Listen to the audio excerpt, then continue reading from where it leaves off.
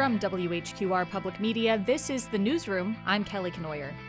This hour, we're focused on the intersection of crime and homelessness. That's not to say that all unhoused individuals are criminals. That is certainly not the case. But homelessness itself is criminalized. The past year has seen increasing pressure on the homeless in New Hanover County. County ordinances and trespassing laws have tightened on them, pushing them into narrow strips of trees at the margins of the community.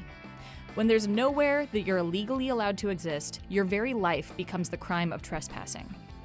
At the same time, New Hanover County's justice system has moved towards compassion and kindness for the unhoused in the region, which we'll touch on later in this show. But before we get into all that, let's debunk some myths and answer some frequently asked questions. To do that, let's bring in my editor, Ben Schachman, to act as my foil. Hi, Ben. Hi, Kelly.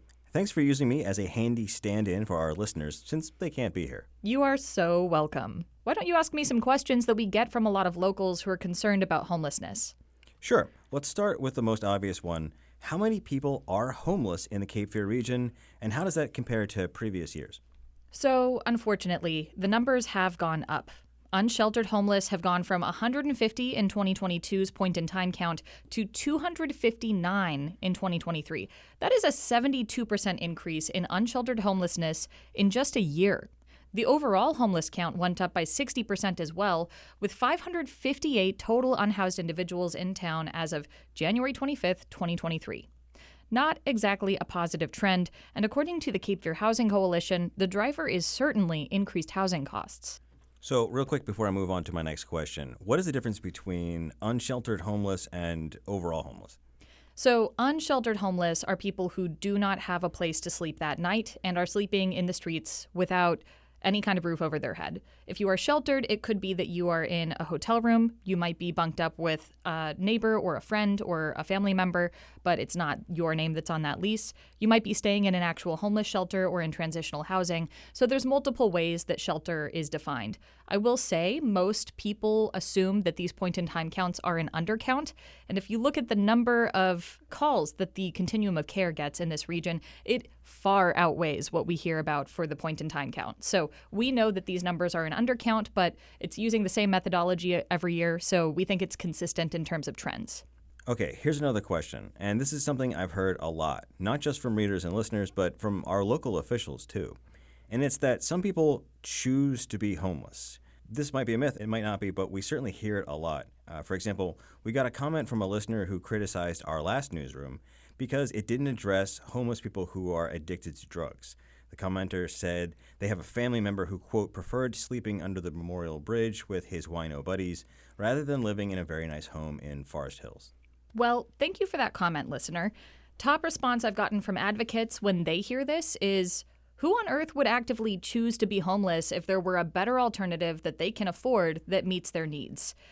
And to more directly answer that question, I do think addiction plays a role in housing insecurity for a lot of people. According to the Substance Abuse and Mental Health Services Administration, 30% of unhoused people abused alcohol and 26% abused drugs. Sometimes homeless people lose their housing because they are addicted. That's something that we'll delve into later this hour when we take a look at Addiction Recovery Court. But it's also really hard to be homeless, and many people cope by self-medicating with alcohol or drugs. Perhaps they've lost their housing because of mental illness or trauma or domestic violence, and then once they're on the streets, they self-medicate by using controlled substances. I do also want to interrogate the question, though. We now in this country consider drug addiction a chronic mental illness, so why should that be an excuse to allow someone to live in the streets if they might prefer to live somewhere else instead? As Liz Carbone at the Cape Fear Housing Coalition likes to say, the number one cause of homelessness isn't addiction, it's not mental health, it's lack of availability of housing that works for the individual in question. And that is reflected in the data. Drugs and mental illness rates don't seem to drive homelessness. It's not that different in different parts of the country. It's the cost of housing. That's why lower-cost Midwestern cities don't have the same level of homelessness as expensive coastal cities. Okay, so earlier you were talking about kind of all the different ways that you could be homeless. I mean, that might be crashing on a friend's couch short term, or staying with family, or staying in a hotel. All of these are pretty transitory, temporary solutions. But I don't think that's what people think about or are talking about when they're talking about homelessness. Yeah, I think it's the really visible, unsheltered homeless that people are often talking about. I do think that the most visible unhoused individuals in our community are often the most unwell individuals. They may be coping with severe mental illness like schizophrenia, while also self medicating with drugs and while living in the streets. While a lot of passersby fear people in these conditions, I want to make a very clear point here. Homeless people are far more likely to be victims of violent crimes than perpetrators. National studies show nearly half of them have experienced violence. As for the criminality of homeless people, many of the charges I've seen homeless people face are victimless crimes or nuisance crimes. I'm talking about open container charges, disorderly conduct, trespassing by being on a door stoop or public property after hours, sometimes drug charges, even felonies, but for low-level possession. So being homeless means you're more likely to go to jail for things you wouldn't be caught doing if you had the privacy of your own home. And on the flip side of that, getting charged with a crime and spending time in jail can make you a lot more likely to end up being homeless. So it goes both ways. That is true, at least in my anecdotal experience. I've seen people who were employed and housed lose everything after a quick dip in jail. And sometimes people treat that like it's not a big deal, or it might even course correct someone. But I've watched the impacts and sort of the domino effect that it has on people. I'll never forget back in the early 2000s when I first moved here to Wilmington. I was working in a restaurant downtown, and one of my coworkers got a charge. It was on a Friday, so he spent a couple of days in jail over the weekend waiting for his first appearance. During that time, he wasn't able to get in contact with work, so he had a couple of no-call, no-shows, which in the restaurant world means you are fired. You know, it took him a couple of days to get out of jail, and at this point, he's missed a weekend, which is the most, the high money earning days for front of the house staff. So he's behind on revenue. He's been fired from his job. He was evicted from his apartment, which he shared with someone else. Now, he probably could have fought that and maybe even won, but he didn't have access to an attorney. He didn't know his rights, and things really snowballed. And I hate to say this, but we lost track of him. I don't know what happened after that. But this is not what happens to every person who gets arrested, but you can, if you think about it, you can see how the chain reaction happens. It's a destabilizing experience to go to jail. Well, we do always get this argument. People who are homeless may have done something to get there, and it's their fault that they can't manage their own lives. Why should taxpayers or anyone else spend money to house someone like that? It's not always something that they've done to deserve to be homeless. Sometimes it's domestic violence or because someone is queer and their family kicks them out.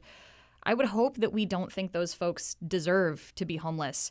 But even if there is a moral argument that's allowed to stand because of drug addiction or something similar, the answer to the why help them question is pretty simple. Housing people who are homeless is generally much cheaper than jailing them, running shelters, and managing their ER visits. And it's much more humane. The other important point is that people who have housing stability are better equipped to become contributing members of society, whether through work or through friendships and familial relationships they may have lost when they were in the streets. That is the housing first idea that the federal government now supports. Once someone is in housing, they're in a better position to get rehab, to get consistent medications, and to get the health care that they need. I think that's a good point. We do hear from people who are particularly frustrated, especially with people who are homeless cyclically. So they've been helped, they've been given short-term housing, and then they end up back on the streets. I hear it from people all the time that they feel they are throwing good money after bad. But at the same time, these are still human beings. And we hear from plenty of people who work in the homeless space that we should approach people who are having that serious of a struggle with compassion instead of condemnation. I mean, particularly if the people that are hurting the most are themselves. That is true. I also wanted to share some compelling data with you, if you don't mind. I like data. Fire away. Let's start with the cycle of homelessness in jail. Homeless people who are living unsheltered experience 10 times the number of police contacts as sheltered homeless individuals, and they are 9 times as likely to spend at least a night in jail. That's according to surveys by the California Policy Lab. I mean, that makes sense. People are a lot more likely to call the cops on someone they see than someone they don't see because they're, inside a building. Anecdotally, it's true as well. I went to first appearances at the new Hanover County courthouse for several weeks late last year, and on Mondays, I would consistently see numerous people who'd been pulled in over the weekend and couldn't afford to post bail. Their addresses were set at 811 Martin Street. That's the address for Good Shepherd Center. But often, Good Shepherd Center hadn't even heard of these people. So it seemed like the police were just listing them there because they didn't have any other address? Yeah. I also saw several people show up on video call from the jail on a Monday morning with charges like misdemeanor larceny for stealing $7 worth of food at a convenience store or for trespassing. They would often refuse a public attorney, and the judge presiding would let them out of jail on a guilty plea, sentenced to time served. I saw that happen a dozen times over a few weeks. I've certainly seen the same thing at first appearance hearings, and it's just a lot of cycling in and out of jail. Yeah, it is. Sam Bakhto at the Urban Institute studies this stuff, and she calls it the homelessness jail cycle. And it's exactly what you just described. It is people who are picked up for offenses that are generally related to their state of being unhoused, as opposed to aggressive behavior from them or other types of crimes that are more willful. It's like a trespassing, loitering, public intoxication, or other public offenses that are mostly related to the person's being outside as opposed to their behavior. Meaning that if they did those things inside, they wouldn't be arrested. Well, not to be obtuse, but what's the problem with having someone staying a night in jail for a petty crime? I mean, it is the law. If someone commits a crime, even if that crime is based on their existence, then they can go to jail until they post bond or go to sentencing. But that costs the taxpayers money, $100 a day, according to DA Ben David. One study from our organization, the Urban Institute, data from Denver found that one individual had 24 contacts with police in just 90 days, and that cost the city almost $4,000. That's expensive, and it's not even accounting for other costs society pays for, like stays in the emergency room that wouldn't have happened if the person simply had housing. Now, you mentioned before that a homeless person would face consequences for going to jail. Does that go beyond just a criminal record? Yeah, I mean, the jail stay and the misdemeanor are just the beginning for them, just like for your coworker. They might have all their stuff stolen, including their ID, their bed, maybe their phone. That can set them back so many steps that they'll lose contact with their social worker, their family, their network, maybe their parole officer if they have one. Yeah, that sounds rough. It really does trap people in a cycle where they can't really get out, particularly if there aren't many options for shelter for them in the county. Criminalizing life on the streets means people are more likely to go to jail, and going to jail for short stints makes it hard to get the stability necessary to get off the streets. But North Carolina has tried to find a more humane approach to the justice system, and Wilmington has tried even harder to bring some kindness to homeless people when they do meet the police. I got to learn about the program recently while taking a ride along with the Getting Home program, which is Wilmington Police Department's response to homelessness. Yeah, it's a really interesting program, and if people want to know more about that, we'll have links on the show page to your previous reporting about it. Yeah, and I just want to say there's a couple ways it can go when the police interact with a homeless individual. Initially, when the program was implemented, it was focused on downtown. That meant officers might come across the same people while they were on patrol. And they still do come to places like the day shelter to say hello and to check in. Some of the individuals who come to the downtown day shelter are actually happy and excited to see these officers. Others are still a little bit wary. That sounds a lot more like outreach and social work than police work. It's definitely both. But the program expanded outside of downtown, and now a lot more of their work is responsive rather than this outreach kind of strategy. When I went along with Sergeant Ron Evans, who's in charge of the program, I hopped in his truck to respond to a call, then follow up on a couple different calls, some of them from more than a week ago. Okay, since you bring it up, I've been wondering about the WPD trucks. Why do the police have pickup trucks instead of cars? The Getting Home program is grant-funded, and the grant actually mandated that they have trucks. It's not the only program through WPD that has trucks, but when you see them downtown and they don't have a trailer for towing horses or something like that, it's almost certainly the Getting Home program.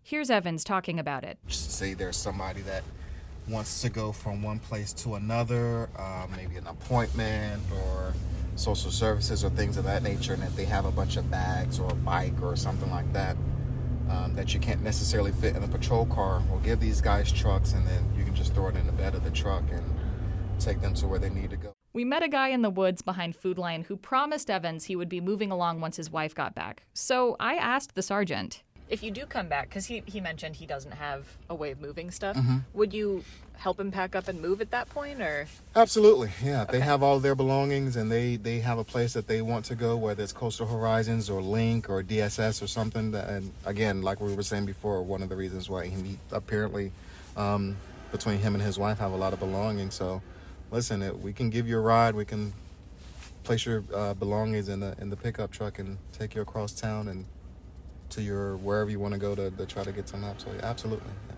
I mean, in this case, it sounds like he's just planning to go camp somewhere else. Would you help him move camp? Or? He may be, and that's a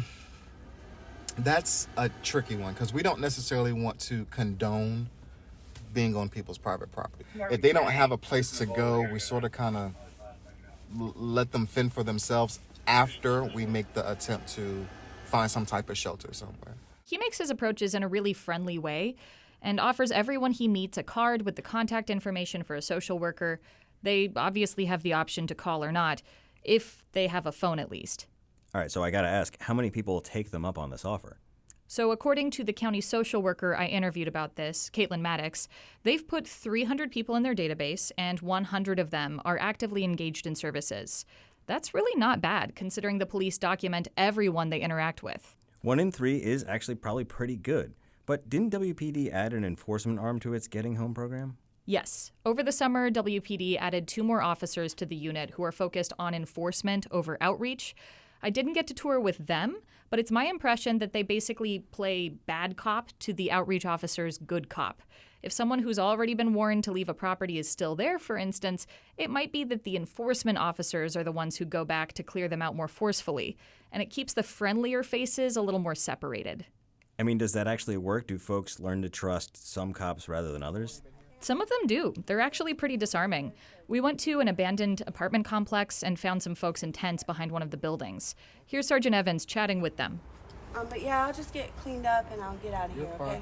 Before we leave, I'm going to get Officer Costello to give you some cards of some of the social workers that we work with. Okay. To see if we can try to provide some services for you, see what you may or may not. Are you working anywhere? Right. No, I gotta go get my ID. It just got stolen. So, Okay. Yeah. As you can hear, Evans talks with a calm voice, asks engaging and caring questions, offers resources and support. He really seems to care about the people he's interacting with, and he desperately wants more housing to be available in the community to help end homelessness. For some of them, life has just taken a really, really hard left turn, whether it's divorce, whether it's a death in the family, loss of a job. These are human beings, they're citizens. Okay, so engagement and compassion is good, but you did mention an enforcement arm, and I know you've seen plenty of homeless people show up in court.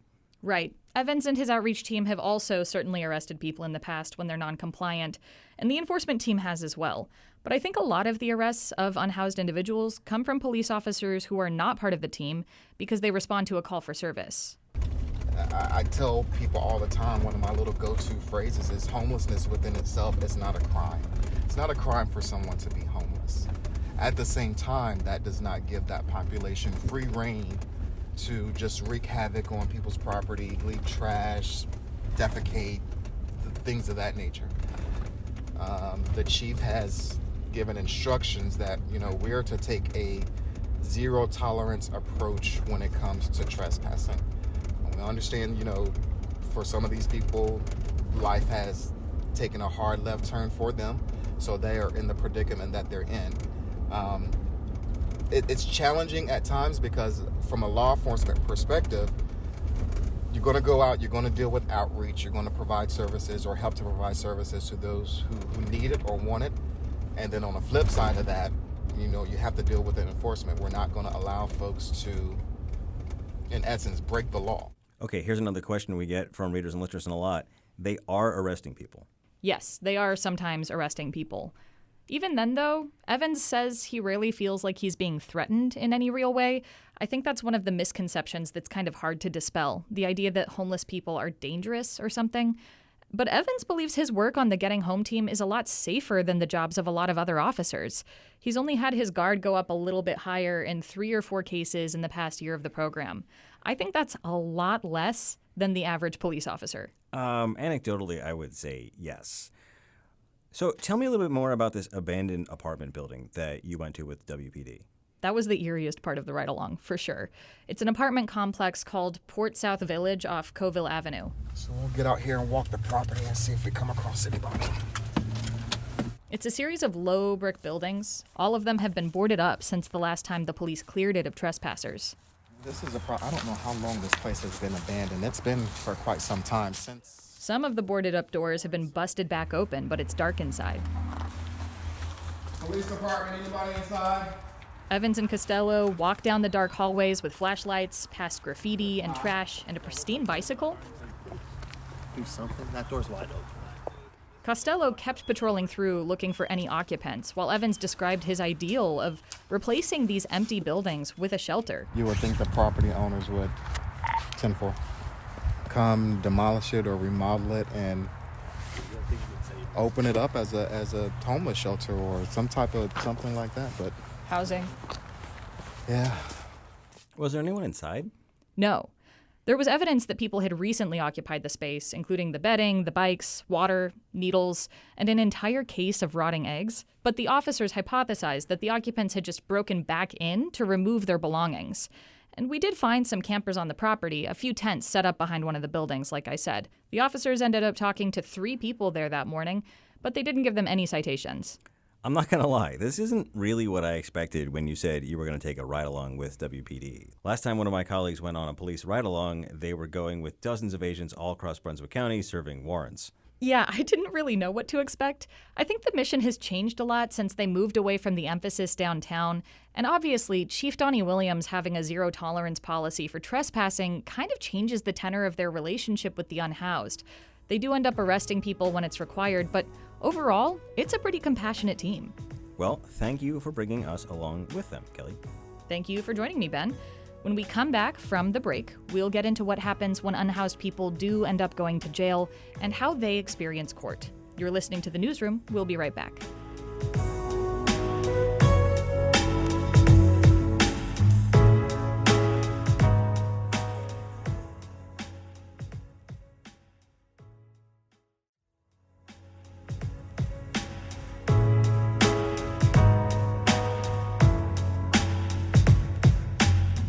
Welcome back to The Newsroom. I'm Kelly Knoyer. In the last segment, we tackled some myths and frequently asked questions about homelessness and took a look at the way Wilmington's police department is addressing the issue.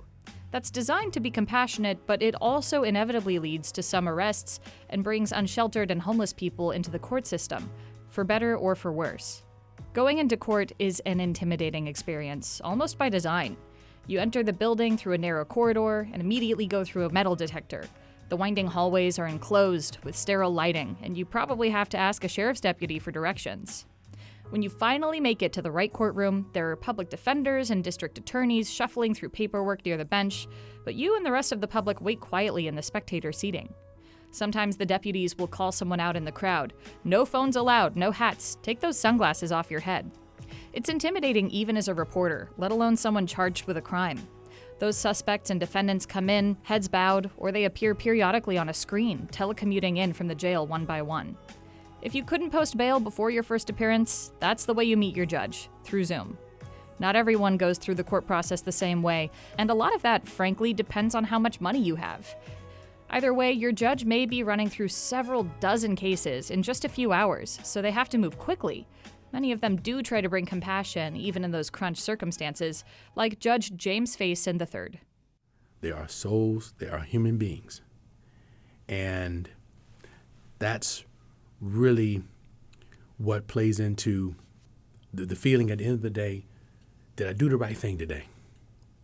Can I put my head down on that pillow and sleep, knowing that I treated a human being with the decency and respect while holding him or her accountable, while keeping the community safe, is one that I personally take seriously, and my colleagues do as well.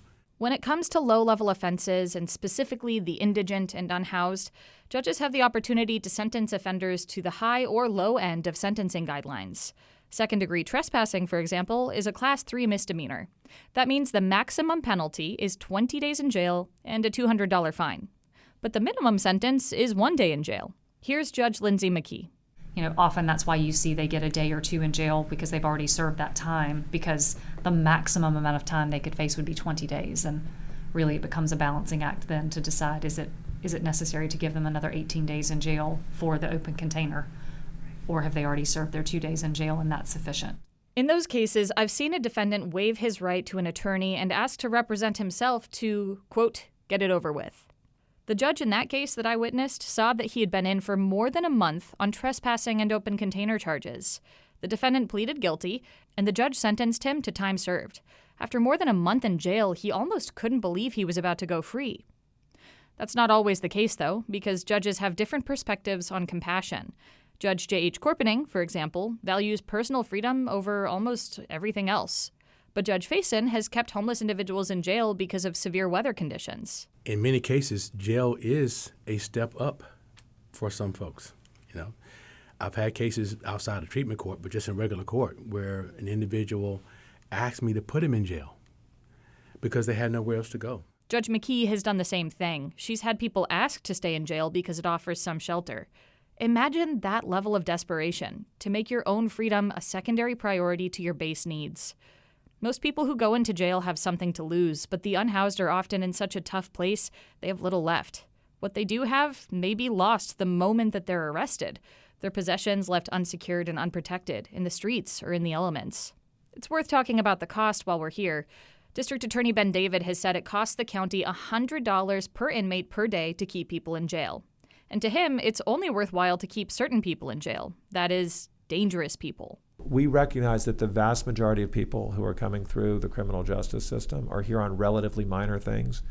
Our jail needs to be considered a scarce resource. We want violent people in there so that they can't hurt others. And when they are reoffending while they're on pretrial release, we want them in. In the early 2000s, a tough-on-crime approach had prison and jail populations on the rise. It was an expensive trend that might have led to a lot of expensive new prisons being built. So researchers dug into the problem and created a new law. The Justice Reinvestment Act passed in 2011 and changed sentencing guidelines and myriad other elements of the criminal justice system. The law codifies the use of risk and needs assessments to manage prison and jail populations and determine community risk when it comes to sentencing. That also modified parole and probation, making the system a little bit more flexible. People who make mistakes can be put in jail for a quick dip, just a couple of days, instead of immediately serving out their entire sentence. The expansion of parole services was a major component of the JRA. With a risk and needs assessment in place, judges have a really clear set of guidelines that tell them how likely a defendant is to reoffend. The JRA also touches on pretrial release with a better understanding of the risk to the public from letting someone out on bond. And it made it clear that low-level offenders don't really need to be in jail. It's a waste of resources that could be used on more serious criminals. Here's Ben David again. What we want to keep out of our jail to make room for the folks I just mentioned are people who are in poverty, the ones committing minor offenses. The courthouse has an entire person whose job is devoted to getting people out of jail who don't really need to be there. Her name is Deputy Megan Crane. If one judge keeps an unhoused person in jail overnight, she'll bring them straight back to first appearances the next day to see if another judge will let them out. In October alone, we advocated for 23 unhoused people to be released from New Hanover County Jail. We know that, and that's a conservative number. These are people we know by name and who, through usually their indigent applications for a public defender, self-admit to their status of being unhoused. David says releasing nonviolent offenders like that has saved the county $7.9 million since 2017.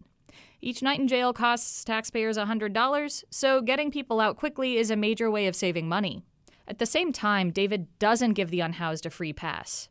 We do not want to be the communities that say, it turns out there's no rules here, because what ends up happening is it really degrades the quality of life. He wants to see the court system navigate people in dire situations into better ones, but he does acknowledge the harm that incarceration can inflict on defendants. If you're putting a nonviolent person into custody, it actually makes them more violent. It eliminates their options for meaningful housing and work and schooling and military service and everything else. It truly becomes a scarlet letter F for felony or M for misdemeanor. So the power we yield is a very important power. We create a permanent underclass in this country when we brand people that way who are nonviolent. That's something we've heard from other sources too, like social worker Caitlin Maddox, who works on the Getting Home program. I can't speak to each person's experience, but I do know that we see, progress can be lost during those times. I've never been to jail, but I imagine it's a pretty traumatizing experience. And I think that disruption in plans and goals and resetting, because, if my stuff got stolen or, I lost relationships during that time because my friends got moved on and now I don't know where they are and things like that. So it is naturally destabilizing. I think that it's going to naturally upset where they were in progress in the path. Conversely, I think that there are some benefits to having a roof over your head and knowing that you're getting meals for those couple of days. Maybe not the best possible roof if you're unhoused, but it's something. And Ben David thinks there are sometimes other, happier prospects on the other side of a stint in jail. Getting connected to a parole officer is supposed to help an offender straighten out and deal with that accountability. Getting justice involved can be the very best thing that happened to many of the people you're talking about now, because now we're going to get the resources that they truly need. And so I think if you do it right, it can be a good thing in someone's life. They might not know it yet. They might not think that at the police encounter. But talk to the people in our treatment courts and ask them. Don't take my word for it. Ask the people who are going through that whether that was a good thing. Treatment court. That's a special program within the overall court system aimed at helping people who are addicted to drugs or alcohol get clean and get their lives together. Alongside Empowerment Court, which focuses on mental health, and Veterans Court, Treatment Court is an innovative style of jurisprudence that aims to rehabilitate people into a better lifestyle and a more successful life. When we come back, we'll dig into these courtrooms, the judges who administer them, and really look at who these deferment options are for. You're listening to The Newsroom. I'm Kelly Knoyer. Stay with us.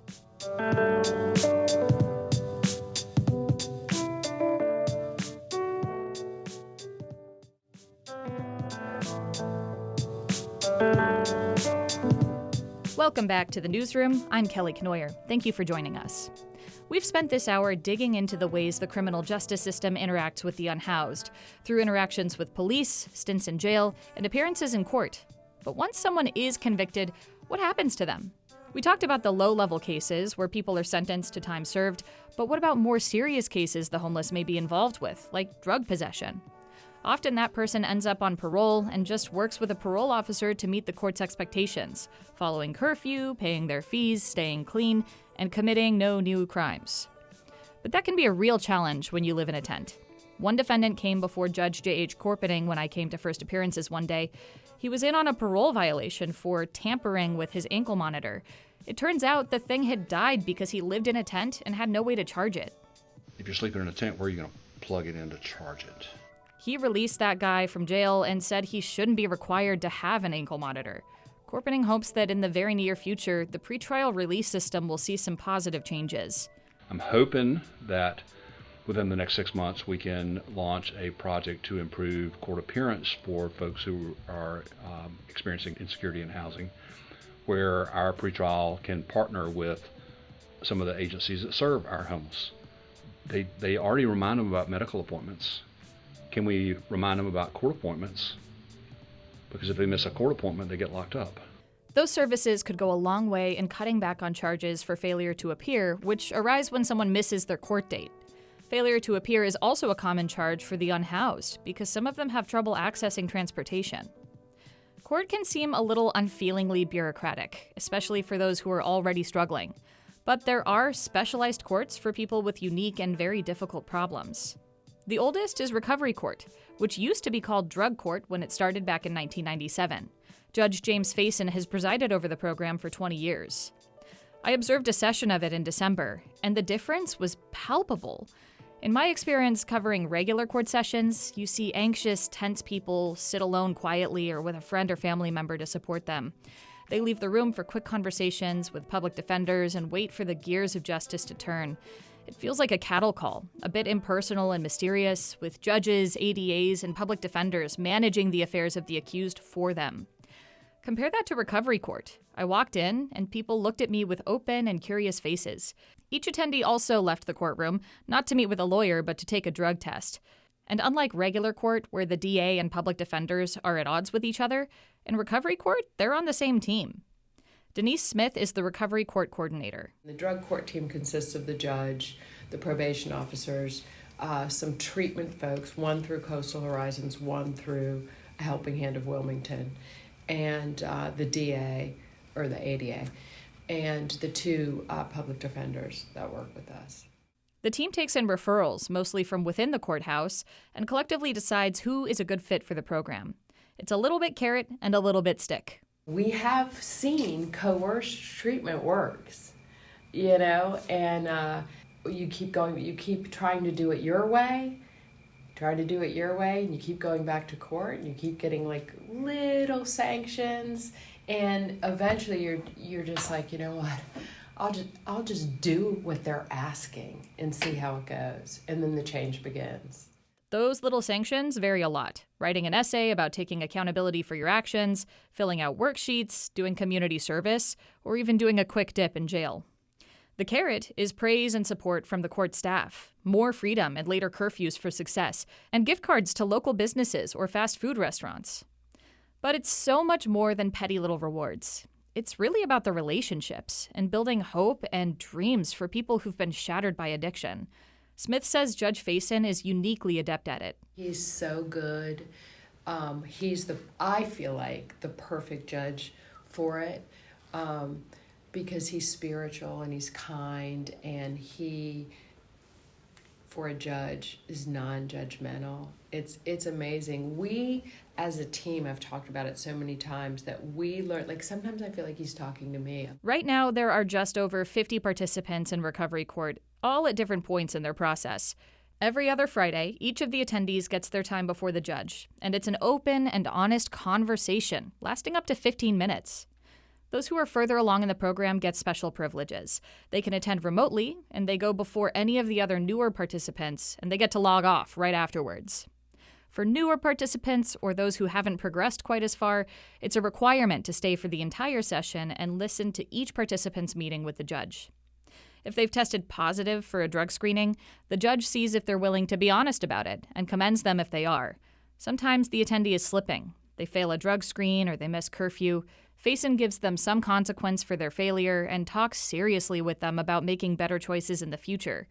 But if they've stayed on track, he cheers them on, giving them almost parental approval and pushing them to achieve their goals. That's the exciting part. And that's the part, again, that is refueling and re-energizing. That's the cheerleader part. That's the coach part, where you're able to help them identify their own strengths that they, probably they missed because they were so focusing on what's going wrong in their lives, that they miss seeing the good that they are doing and how far they have come and the progress that they've made. And this is an opportunity to let's celebrate it. The court staff, Judge Faison, and the parole officers, they all work together to reward good behavior and gently correct people who've fallen off the track. They almost never put people in jail, even for quick dips, because they know very well how much jail time can derail a person's life. But the heart of recovery court is the one-on-one conversations the judge has with the clients. The eye contact, the personalized touch, 10 minutes of discussion about self-care or divorce or personal responsibility. And these conversations, when people are doing well, or even if they're struggling but still on track, well, they're transformative. Well, the philosophy behind that is that if the person is feeling good from rewards, then maybe that'll replace the feeling good from drugs. When I attended recovery court, I had the pleasure of witnessing a graduation. It was a gentleman named Raymond, perhaps in his 60s. We're not using his last name to protect his privacy. He had come into recovery court after a DWI. He graduated the steps of the program very fast, in 12 months. And at 18 months, he officially completed the program and got off probation. Raymond radiated happiness, and he got a huge round of applause from the entire room when he stood up for the graduation ceremony. Faison stepped down from the bench to shake his hand and give him a certificate of completion, then asked him to share how he succeeded. Recording isn't allowed during the session, but I don't think Raymond would mind sharing what he told in court. He said he couldn't have done it without his community in the courtroom, without Coastal Horizons, or without his probation officer. Recovery Court has a lot of requirements for its attendees, including cognitive behavior intervention. That class aims to teach participants better decision-making skills, not just around choosing to stop abusing drugs, but in making better life choices in general. The program is fantastically successful. That may sound like a bold statement, but the numbers back it up. Our recent evaluation of our program revealed that of the folks that graduated, say, within a year after graduating, 92% did not reoffend. So that's pretty amazing. And then 99% were employed, remain employed. When I interviewed Smith, the treatment court coordinator, I asked about housing because of the correlation between addiction and homelessness. She says a lot of people do come into the program without a stable place to live, and that usually changes by the time they graduate. At least half of them don't have a place to go. I would say an even higher percentage don't have a safe place to go. Recovery Court often connects participants to housing through treatment facilities, then halfway houses, then rentals or with family. But Smith doesn't look at the court as a pathway to housing in and of itself. Because you have to be involved with the criminal justice system, you have to be an addict, and you have to be ready to stop using. And I don't know a lot about the homeless population, but I know that a lot of them are happy being where they are, and they're not ready to do something different. But Faison sees it differently. So it's not an avenue to housing in the classic sense of, go to drug court, you'll get a house. Drug courts, we're kind of mandated or required to assist our clients in accessing services, again, to assist them, or like we refer to as wraparound services, to wrap around that individual to help them achieve their recovery goals. So included in those wraparound services are trauma treatment, transportation, case management, clinical case management, services for medical and dental care, and then, of course, housing. The court staff tried their hardest to not let participants fail simply because they can't secure housing. They set them up with employment, tried to connect them with short-term and long-term housing. They tried to get them on track to stability, one little step at a time, over the course of a year and a half. And it works, a lot of the time. But it's not for everyone. You have to be addicted to a controlled substance or alcohol, facing a sentence of at least 6 months in jail, so there's something looming over you if you feel like quitting. That means a lot of our unhoused residents with their third-degree misdemeanors will never qualify, and that means they don't get the court's wraparound services. They may qualify for empowerment court, though, if they have other problems. Judge Lindsay McKee oversees that system in the Juvenile Justice Building. When I attended, participants shared cupcakes to celebrate a graduation. The graduate talked about how coming to New Hanover County fundamentally changed his life for the better. He could speak confidently now. He had a community when he used to feel hopeless and alone. It was really something to behold. McKee holds court differently from Faison, but also engages in the motivational interviewing that Faison uses, which all New Hanover County judges have been trained on. She says the charges that land someone in empowerment court are a lot more varied than you would see in drug court. Every single one looks different. There's not consistency, and it really does look different for everyone. You have people from all walks of life in that courtroom. You have people with different family backgrounds, different socioeconomic backgrounds, but across the board, they're struggling with mental health issues. And so it's definitely not a one-size-fits-all. But there's still a little bit of a limit on who gets in. It's Class 2 misdemeanors or higher, so people facing at least 45 days in jail. That means some of our homeless neighbors who get pulled into court for trespassing still don't get offered empowerment court. We typically don't see folks that have a sentence that's that low because a lot of times folks with sentences that low are not placed on supervised probation to start. They may receive unsupervised probation, which would not put them in the realm of participating in our court. Empowerment court and recovery court are both based on a probationary system, so homeless folks sometimes fly under the radar. But a decent number of unhoused individuals do get accepted into both court systems. So we do have a number of people in our program that we have worked on housing with. Some folks need to go to the healing place because they're in active addiction and they do need the structure and support of a more residential treatment program. We've had great success with other folks staying at Link for a period of time, but what we do is we always try to talk to them about next steps. 2 court systems that help people face their problems, stabilize their lives, and even expunge their records to start with a clean slate after they put in the work. But I can't help but focus on some of the gaps. With more funding, who else could these services be offered to? There are already plans in place to implement a safe baby court aimed at young families, but there are likely many more opportunities to bring rehabilitative techniques into the New Hanover County Courthouse.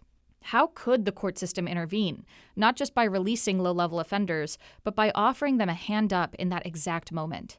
Here's Judge James Faison. It's not the criminal justice system's design or even purpose to house people in the class in the sense of housing that we're discussing. It's not designed for that. However, when you are a program like treatment court, which is a problem-solving court, when you deal with problem-solving courts, that's the idea. We want to solve their problems as much as we can. And if housing is one of those problems, well then, by the fact that they're in our program, now we're duty-bound to assist them and connecting them with resources to help them get that kind of housing. Faison would love to see problem-solving court applied to more cases to help more people. Faison says with more resources, New Hanover County could do more specialized courts, like focusing on job training. But he recognizes that's not the only challenge facing people struggling with housing and homelessness. Recovery court requires residency in New Hanover County, and many participants have struggled to find apartments they can afford inside county lines. It keeps them in halfway houses for longer than they might be there otherwise, because they have no other options in the county.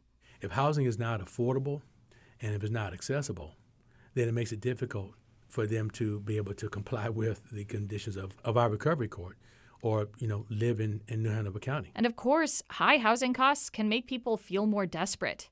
More than a third of residents in New Hanover County are housing burdened, meaning they might be just a paycheck or a medical bill away from missing their rent or mortgage payment.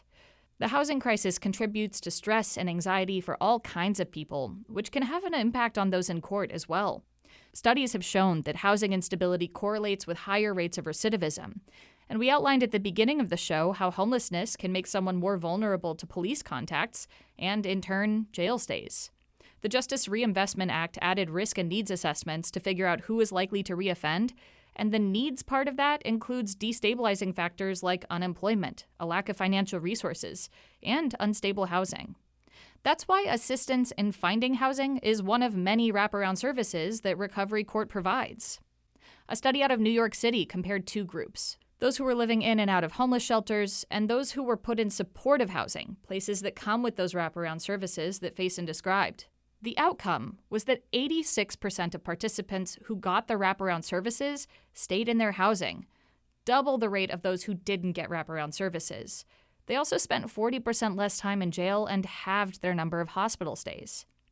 That kind of wraparound service is something local housing advocates want to promote, unconnected to the court system. It's the housing first model that deals with the intractable problem of homelessness by housing someone who doesn't have housing. And it works much, much better with wraparound services. That's what we call permanent supportive housing. Such programming doesn't leave out accountability.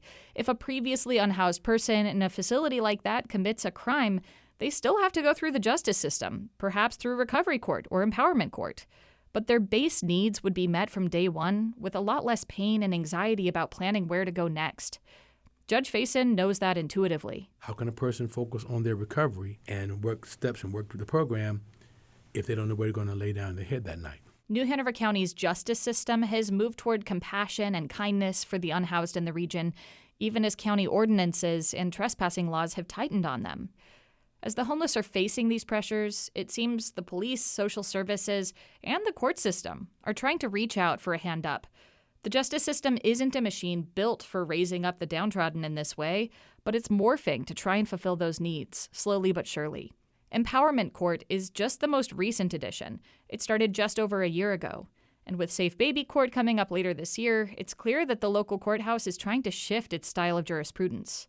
But in the face of pressure from the public and from elected officials to clean up the streets in this community, some of those interactions will inevitably come with handcuffs. And until the region has sufficient shelter space, supportive housing options, and other resources for the unhoused, it will remain that way. That's all the time we have for this edition of The Newsroom. Thank you to all my wonderful guests. I'd also like to thank the numerous other sources I talked to for this report, including many other staff members and attendees of Empowerment and Drug Court, Public Defender Katie Corpening, Liz Carbone from the Cape Fear Housing Coalition, and many, many sources in homeless outreach. Our editor is Ben Schuckman. Our technical team is Ken Campbell and Mark Breedy. If you missed part of the program, you can find it at whqr.org or anywhere you get podcasts.